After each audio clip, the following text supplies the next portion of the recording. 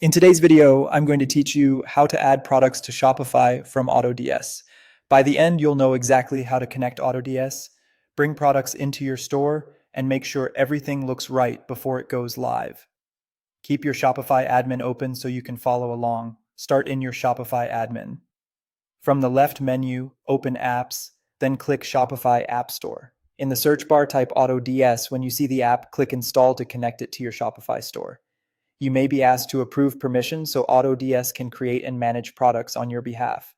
Approve those to continue. Once installed, open AutoDS directly from your Shopify apps list or head to the AutoDS marketplace. This is where you'll manage product imports. Inside AutoDS, click Add Products. You'll see options to import a single product, multiple products, or hand-picked items. Choose the method that fits your workflow. Single is great for testing one item, multiple saves time when you already have a list, and handpicked lets you browse and select items you want to feature. If you're importing from a supplier, copy the product link from a site like Amazon and paste the URL into AutoDS. Make sure the link points to the exact product or variant you want to sell, and check that the supplier can ship to your target market.